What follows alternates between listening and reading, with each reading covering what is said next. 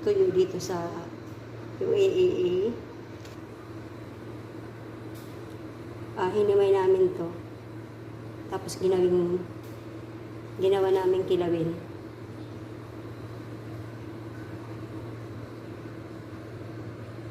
Ayan, nilagyan ko to ng asin, pamintang durog, o black pepper, lemon juice, chili long, white onion.